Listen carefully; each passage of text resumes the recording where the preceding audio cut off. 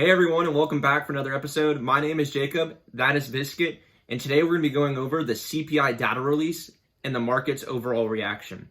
If you didn't see my video from yesterday, I predicted that inflation would hit roughly 6.9 to 7%, and I was practically spot on. Inflation came out at 7% for the month of December 2021, and it is a high that we haven't seen since the 1980s. So let's quick do a breakdown of how we got this overall inflation number.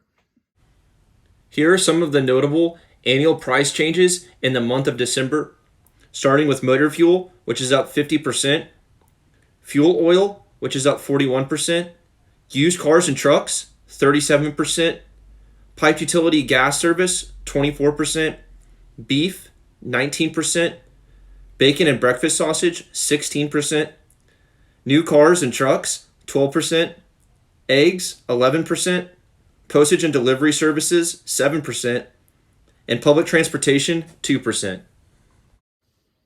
These are all commodities that the everyday American uses on a daily basis. So this hurts our pockets because our buying power is becoming less and less every single day. So let's go ahead and let's see how the markets react to this today. I'll be honest, it's a lot differently than I thought that the markets would react, considering that inflation was higher than it has been in previous months. I expected there to be lots of red and buying the dip opportunities, but the market actually responded not too bad to the overall inflation reading. So let's get into it. The S&P 500 was up 0.3% on the day, or at $1.29, and this personally surprised me, as I believe with the inflation reading being as high as it was, we were going to see a broader market sell-off and some red in the market. Now let's quick check into how Bitcoin and Ethereum did. Bitcoin, like the S&P 500 and the broader stock market, also performed really well today. Bitcoin saw a high of a little over 44,000 today and has come down a little bit since then, but it's up almost 2% on the day as a whole. Ethereum has also performed very well today.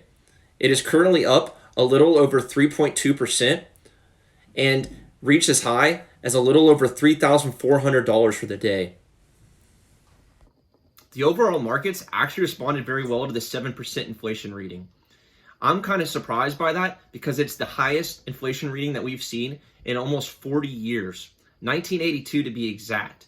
And I believe it is the market's way of saying that they believe that we may have hit the inflection point on inflation. But let's hold our horses because we still have supply chain shortages, which is affecting our commodities and the overall price.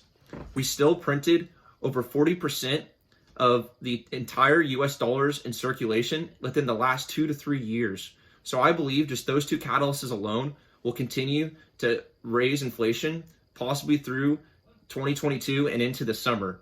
But with Jerome Powell and the Federal Reserve starting to taper off on their assets and raising rates as early as March of this year, we could possibly see that inflection point in inflation and finally start to head downwards, which I believe will be a huge catalyst in pumping the markets and getting us lots of green days going forward into 2022 and 2023.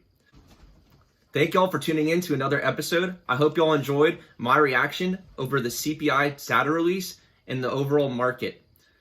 Stay tuned for more episodes, as each and every day I'll be releasing something related to stocks, crypto, and other assets.